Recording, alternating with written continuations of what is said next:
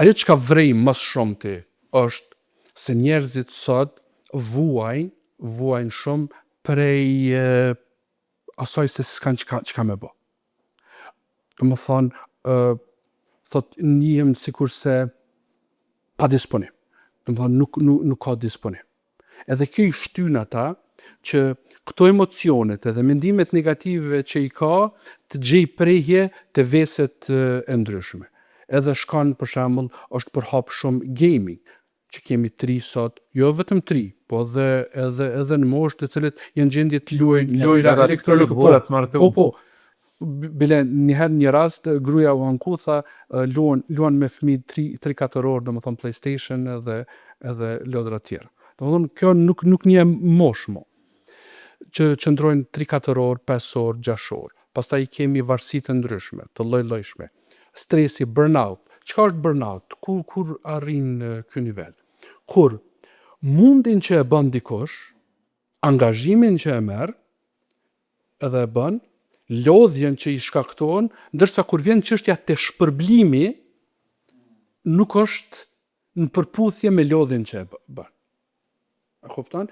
Ose nuk e vlerëson shefi, nuk e vlerëson familja, domthonë mundohet për familja 10 orë, 12 orë, 14 orë që t'u lehtësoj jetesën, ndërsa kur kthehet në shtëpi nuk ka vlerësim nga gruaja, nuk ka vlerësim nga fëmijët, nuk ka vlerësim nga tjerët, edhe në fund e godet kjo gjendje dhe thot m'fal, pse po mundohem, për kam po mundohem.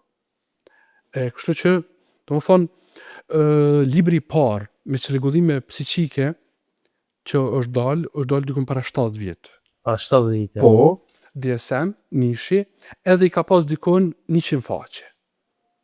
Sot, mas 70 vjetëve, i ka 1000 faqe. I njëjti libër. Po, domethënë i ka 1000 faqe.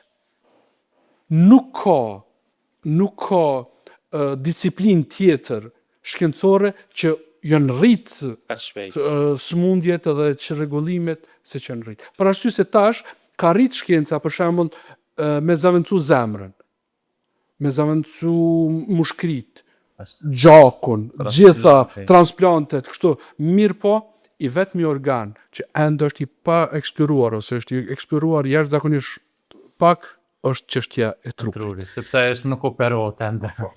Edhe problemi është se çdo njeri është autentik. Çdo njeri e ka një problem të vetin personal. Nuk mundesh ti me rregulla të përgjithshme me ia zgjedh ti dikujt problemin. E pasyshërisht që ndodh brenda familjeve tona që tentojnë me një shabllon se unë kam pas këtë problem, po e pa ta zgjidh kështu. Kjo është gabim i madh, ose kur e nënvlerësojnë edhe i thonë se s'ki asgjë. Për arsye se ne e vlerësojmë vetëm nëse dikush e thyen dorën, ose ka kancer, ose ka diçka, një smundje e dukshme, ndërsa nëse dikush është duke vujt, ajo është si me qenë pothuajse në zjarr, si me qenë në xhehenem të kësaj bote. Madje kam dëgjuar Shehu Theminin duke thënë se me shku me vizitu një problem një person, një pacient i cili ka probleme, domethënë shpirtërore, mendore, është më së vapë se një person i cili ka një problem trupor. Për arsye se vuajtja e tij është e jashtëzakonshme.